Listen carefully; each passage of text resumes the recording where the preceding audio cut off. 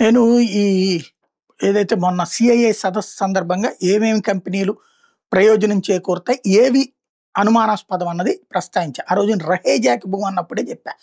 రహేజా అనేటటువంటిది ఒక బిల్డర్ లాంటోడు, కార్యాలయాలు కట్టి అద్దెకిచ్చుకుంటాడు. వాడికి మనం భూములు కేటాయించడం ఏంటి, చీఫ్ అండ్ బెస్ట్‌కి కేటాయించడం ఏంటి, వాడికి రాయితీలు ఇవ్వడం ఏంటి అని కొనుక్కోమని చెప్పాలా, మార్కెట్ వాల్యూ ప్రకారం వాడికి అమ్మాలి అన్నటువంటిది. ప్రభుత్వం పట్టించుకోలేదు.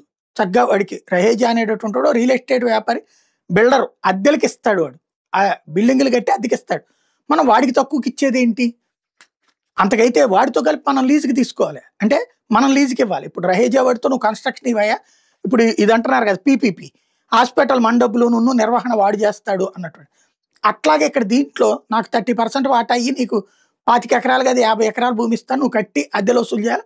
ఆ వచ్చిన డబ్బులోంచి నాకు 30% రాష్ట్రానికి ఇవ్వమంటే రాష్ట్రానికి నిరంతర ఆదాయం కింద ఉంటుంది. అలా కాకుండా వాడికి భూములు ఇచ్చేసి చీఫ్ అండ్ బెస్ట్‌కి ఇచ్చేసేసి వాడికి దోచిపెట్టడం వల్ల రాష్ట్రానికి ఒరిగేది ఏంటి? అంటే వీళ్ళు చెప్పేది ఏంటంటే వాడు బిల్డింగులు కడితే సాఫ్ట్‌వేర్ కంపెనీల వాళ్ళు వచ్చి డైరెక్ట్‌గా అందులో అద్దెలకు దిగుతారని. గన్నవరం దగ్గర కూడా అట్లాగే అనుకున్నాం మనం. ఇదివరకు హెచ్ఎస్బీసీ బిల్డింగ్ ఎందుకని ఖాళీ అయిపోయింది, తర్వాత ఇప్పుడు వేరే వాళ్ళకి ఇచ్చుకున్నాం. కానీ దాని వల్ల ఏమైంది, ఇదివరకు అది ఉన్నప్పుడు అద్దెలు వచ్చేది కదా. ఇప్పుడు రహేజా అనేటటువంటి వాడికి దోచిపెట్టడం అవసరమా? ఇప్పుడు సాక్షి వాళ్ళు రాసుకొచ్చినటువంటి వార్త అదేనమాట. ఏదైతే 50% క్యాంపస్ ఇప్పుడు దాకా భూమి 99 పైసలకి తీసుకున్న వాళ్ళకి కూడా 55% క్యాంపస్, మిగిలిందంతా రియల్ ఎస్టేట్ వ్యాపారం. అంటే మిగతాదంతా బిల్డింగ్లు కట్టి అద్దెలకి ఇచ్చుకుంటారు అనమాట.